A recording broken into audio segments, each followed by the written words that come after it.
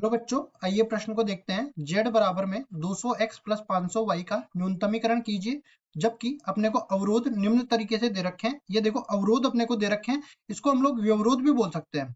व्यवरोध जो असमीका होती है उनको अवरोध या व्यवरोध बोला जाता है। इसको भी सही कर लेना।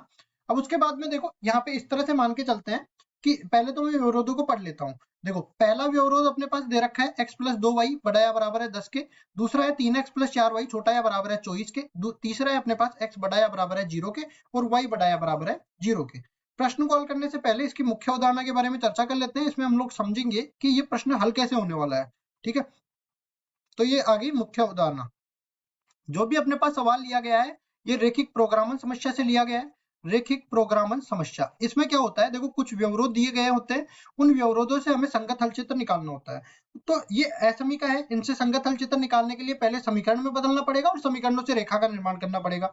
अब रेखाओं का निर्माण करने के बाद उसके बाद जो उभयनिष्ठ हल चित्र आएगा ना, वही अपने पास संगत हल चित्र होगा। अब संगत हल चित्र में जो अपने पास कोणीय बिंदु प्राप्त होंगे, उन कोणीय बिंदुओं पे हमें उद्देश्य फलन का मान निकालना है और जो उद्देश्य फलन का मान अधिकतम मिलेगा उस कोणीय बिंदु पर हमें उद्देश्य फलन का अधिकतमीकरण करना है और जिस कोणीय बिंदु पर हमें उद्देश्य फलन का न्यूनतम मान मिलता है वही उद्देश्य फलन का न्यूनतमीकरण हो जाता है। ठीक है, तो अब चलते हैं सवाल में। सवाल में जैसा हमें दे रखा है, पहली चीज उद्देश्य फलन को तो बाद में लेना है, पहले हम लोग व्यवरोधों की बात कर लेते हैं। पहला व्यवरोध अपने पास है x बड़ा या बराबर है 0 के और y बड़ा या बराबर है 0 के। दोनों को एक साथ लेते हैं और इनको ऋणोत्तर व्यवरोध भी बोलते हैं, इनको प्राथमिक व्यवरोध भी बोलते हैं। इसका मतलब यह है कि जो भी संगत हल चित्र अपने पास आने वाला है उसका वो अपने पास प्रथम चतुर्थांश में आने वाला है। बाकी दोनों बाकी दूसरे तीसरे चौथे से हमें कोई मतलब नहीं है। ठीक है, अब आगे बढ़ते हैं और बाकी बची हुई व्यवरोधों की चर्चा कर लेते हैं। x प्लस 2y बड़ा या बराबर है 10 के। पहले समीकरण का निर्माण करेंगे। x प्लस 2y बराबर में 10 है। अब इससे हमें दो बिंदु की जरूरत पड़ेगी क्योंकि रेखा का निर्माण करना है। तो दो बिंदु कैसे लेते हैं, y बराबर 0 लिया तो x का मान 10 के बराबर मिल गया।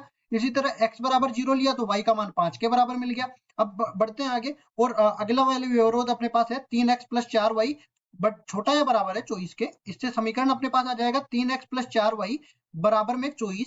अब देखो रेखा का निर्माण करना है तो x बराबर 0 लेना पड़ेगा, तो y का मान अपने को मिल गया 6 के बराबर। और इसी तरह y बराबर जब 0 लेते हैं तो x का मान मिल गया 8 के बराबर। अब देखिए ये अपने पास बिंदु मिला 0,10 के बराबर, ये अपने पास बिंदु मिला सॉरी ये 10,0 के बराबर मिला। इसको सही कर देते हैं। ये अपने पास बिंदु मिला है 10,0 के बराबर और ये अपने पास बिंदु मिला है 0,5 के बराबर। इसी तरह ये अपना बिंदु मिला है 0,6 के बराबर और ये अपने पास बिंदु मिला है 8,0 के बराबर। अब देखो प्रथम चतुर्थांश में इन बिंदुओं को निर्धारित करेंगे और रेखाओं का निर्माण करेंगे। सबसे पहले प्रथम जो चतुर्थांश होता है वो अपने पास इस तरह से बन जाता है। ये धनात्मक y अक्ष होती है और इसी तरह ये अपने पास धनात्मक x अक्ष होने वाली है। ठीक है जी, अब इसमें देखो ये y आ गया, ये x आ गया और जो अपने पास पैमाना लेना है वो एक खाना बराबर एक इकाई ले लेते हैं। तो यहाँ पे देखो 1 2 3 10 तक चलना है, 4 5 6 7 8 9 10 और ये 11 तक चल लेते हैं, कोई दिक्कत नहीं है। इसी तरह यहाँ पे भी एक खाना बराबर एक इकाई, 1 2 3 ये अपने पास हो जाएगा 4, फिर 5, फिर ले लेते हैं 6, फिर अपने पास आ जाएगा 7, फिर 8, फिर 9 और ये 10 और इसको भी 11 तक ले लेते हैं तो ये 11 हो गया। अब देखिए जो बिंदु है उनको ले लेते हैं। पहला बिंदु अपने पास क्या है 10,0 और 0,5। 10,0 यहाँ पे मिल जाएगा और 0,5 यहाँ पे मिल जाएगा। दोनों बिंदुओं को हम लोग मिलाते हैं तो अपने पास ये रेखा का निर्माण हो जाएगा। रेखा को आगे की तरफ बढ़ा देते हैं और रेखा का समीकरण अपने पास क्या दे रखा है, रेखा का समीकरण है x प्लस 2y बराबर में 10 के बराबर। इसको लिखते हैं x प्लस 2y बराबर 10 के बराबर है और यहाँ पे बिंदुओं को भी निर्धारित कर देंगे। a बिंदु जिसके निर्देशांक है 10,0, b बिंदु जिसके निर्देशांक है 0,5 के बराबर। अब दूसरी रेखा के लिए दोनों बिंदुओं को उठा के लाते हैं तो दोनों बिंदु कौन कौन से हैं, 0,6 और 8,0। 8,0 तो ये वाला बिंदु हो गया, 0,6 ये वाला बिंदु हो गया। इन दोनों बिंदुओं को हम लोग मिलाते हैं तो अपने पास ये रेखा का निर्माण हो जाता है। अब ये रेखा का निर्माण हो गया तो पहले तो मैं इसको आगे बढ़ा देता हूँ। ठीक है, ये अपने पास रेखा बन गई ना। इसका समीकरण अपने पास क्या दे रखा है, 3x प्लस 4y बराबर में 24। तो ये अपने पास 3x प्लस 4y बराबर में 24 के बराबर। अब देखो ये C बिंदु इसको नाम दे देता हूँ, इसके निर्देशांक है 8,0। इसको D बिंदु नाम दे देता हूँ, इसके निर्देशांक है 0,6 के बराबर। अब देखो इनके हम लोग ले लेते हैं संगत हल चित्र। तो संगत हल चित्र के लिए पहला वाला अपने को दे रखा है x प्लस 2y बड़ा या बराबर है। इसको सही कर देते हैं। देखो x प्लस 2y बड़ा या बराबर है 10 के। मूल बिंदु संतुष्ट करवाते हैं तो संतुष्ट नहीं करता है, तो मूल बिंदु की दूसरी तरफ वाला हल क्षेत्र इसका हल हो जाएगा। तो इसमें हम लोग देख सकते हैं कि जो ये काली वाली रेखा है, इसके ऊपर की तरफ वाला हल क्षेत्र अपने पास आने वाला है। और अब लाल वाली रेखा की भी चर्चा कर लेते हैं।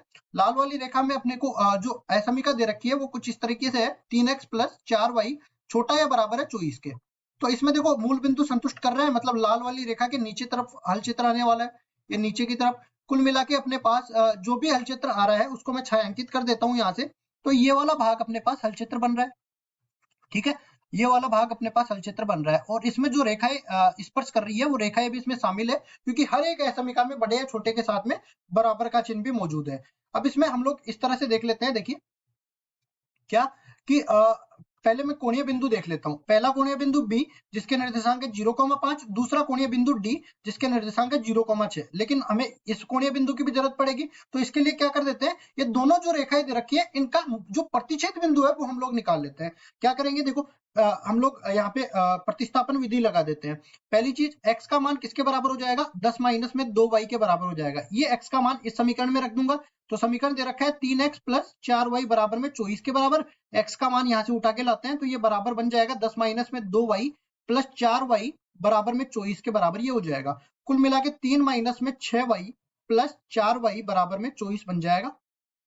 अब देखिए ये -2y बना, इसको दूसरी तरफ भेज देते हैं, और ये साथ ही 24 को इधर उठा के लाते हैं तो 30 - में 24 बराबर में 2y बन गया। y का मान यहाँ से मिल गया 6 के, सॉरी 2y का मान 6 के बराबर मिला, तो y का मान 3 के बराबर मिलेगा, बिल्कुल मिलेगा।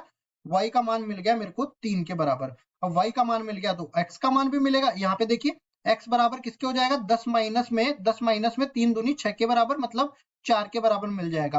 तो x का मान तो 4 और y का मान 3, तो इस बिंदु को मैं ई बिंदु नाम दे देता हूँ। इसके निर्देशांक मेरे को मिल गए 4,3 के बराबर। अब देखो आगे बढ़ते हैं, और यहाँ पे देखो वैसे आपको दिख रहा होगा कि 4 यहाँ पे अपने पास इस सूत्र में आ रहा है, तो ये जो बिंदु अपने को प्रतिच्छेद करेगा ना, ये बिंदु बिल्कुल इन निर्देशांकों के सामने बिल्कुल प्रतिच्छेद करने वाला है। तो ये अपने हिसाब से देख लेना, ग्राफ मैंने ऐसे ही बनाया है, आपको उचित पैमाना ग्राफ पेपर लेके आपको बनाना है, ठीक है जी। अब देखो दोनों बिंदु मैं उठा के दूसरी तरफ ले जाता हूँ, एक बिंदु B, एक बिंदु D और एक बिंदु E। तो यहाँ पे एक बिंदु B है, एक बिंदु D है और एक बिंदु E है। B बिंदु के निर्देशांक अपने को दे रखे हैं कितने, 0,5, इसके 0,6, 0,5 दे रखा है, इसको 0,6 दे रखा है, और ये वाला जो बिंदु है इसके निर्देशांक हमने निकाले हैं 4,3 के बराबर। अब उद्देश्य फलन की बारी, उद्देश्य फलन को उठा के लाते हैं। ये अपने पास 200x + 500y के बराबर दे रखा है, तो लिखते हैं z बराबर में 200x + 500y के बराबर। तो देखिए उद्देश्य फलन का मान निकाल देते हैं इन बिंदुओं पर। तो z बराबर में यहाँ पे कितना मिलेगा, 25 मतलब 2500 के बराबर। और इस पर देख लेते हैं तो 5 × 6 = 30 मतलब 3000 के बराबर। और इस पर भी देख लेते हैं तो ये अपने पास देखो 2 × 4 = 8 मतलब कि 800 प्लस, यहाँ पे भी देखते हैं तो 5 × 3 = 1500, ये 1500 के बराबर आ गया। कुल मिला के अपने पास z का मान देखे है तो 15 और 8 23 के बराबर, मतलब 2300 के बराबर ये मिल जाता है। तो सबसे इसमें करना क्या है, हमें उद्देश्य फलन का करना है न्यूनतमीकरण। तो न्यूनतमीकरण करना है तो यहाँ पे देख सकते हैं न्यूनतम मान कहाँ मिल रहा है हमें, न्यूनतम मान मिल रहा है हमें ये 2300 अपने पास न्यूनतम मान है। और कौन से बिंदु पर मिल रहा है, ये अपने पास 4,3 बिंदु पर मिल रहा है। तो यही हमारा उत्तर हो जाएगा। आशा करता हूँ ये सवाल आपको समझ में आया होगा। धन्यवाद।